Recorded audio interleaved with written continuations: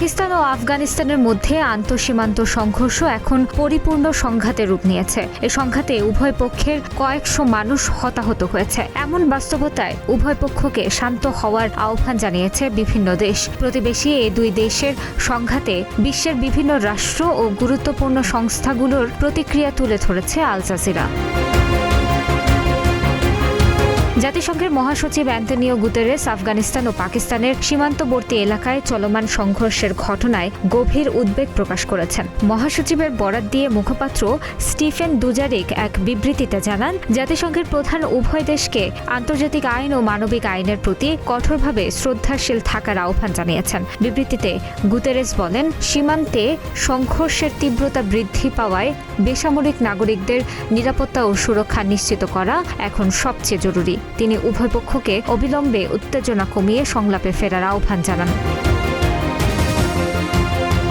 পাকিস্তান ও আফগানিস্তানের মধ্যে সংঘাত বন্ধে মধ্যস্থতা করার প্রস্তাব দিয়েছেন ইরানের পররাষ্ট্রমন্ত্রী সৈয়দ আব্বাস আরাকচি। নিজেদের মধ্যকার ইস্যুগুলো সমাধানে দুই দেশকে সংলাপে বসার আহ্বানও জানিয়েছেন তিনি। শুক্রবার সামাজিক যোগাযোগ মাধ্যম এক্সে পোস্ট করা বার্তায় আরাকচি বলেন, পবিত্র রমজান মাস আত্মসংযম এবং ইসলামী বিশ্বের সংহতিকে শক্তিশালী করার মাস। আফগানিস্তান এবং পাকিস্তানের মধ্যে যেসব বিষয় নিয়ে দ্বন্দ্ব মতপার্থক্য আছে, আলোচনা ও সংলাপের মাধ্যমে সেসব মীমাংসার জন্য খুবই উপযুক্ত এই রমজান মাস।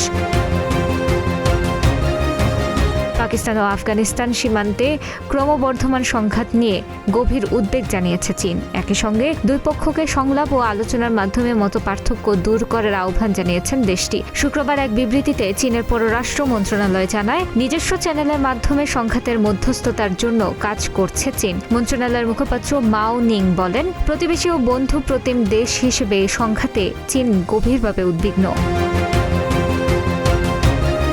তুরস্কের পররাষ্ট্রমন্ত্রী হাকান ফিদান রয়টার্সকে জানিয়েছেন, চলমান সংকট নিয়ে পাকিস্তান, আফগানিস্তান, কাতার ও সৌদি আরবের কূটনৈতিকদের সঙ্গে আলাদাভাবে কথা হয়েছে।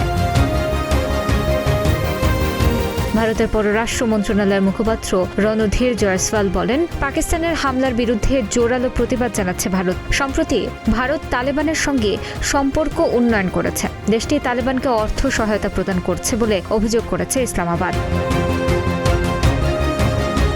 তালেবানকে সন্ত্রাস ও অশান্তির জন্য অভিযোগ করে পাকিস্তানের প্রতিরক্ষামন্ত্রী খাজা আসিফ বলেন, সরাসরি এবং বন্ধু প্রতিম দেশের সহযোগিতায় পরিস্থিতি শান্ত রাখার চেষ্টা করেছি। আমাদের ধৈর্যের একটা সীমা আছে। এটা এখন প্রকাশ্য যুদ্ধ। এখন নিষ্পত্তিমূলক আক্রমণে যাওয়ার সময়। সাবেক আফগান প্রেসিডেন্ট হামিদ কারজাই বলেছেন, মাতৃভূমিকে রক্ষায় যে কোনো পরিস্থিতিতে সাহসের সাথে মোকাবেলা করতে হবে। পাকিস্তানের যে কোনো আগ্রাসনের বিরুদ্ধে ঐক্যবদ্ধ প্রতিরোধ করতে হবে।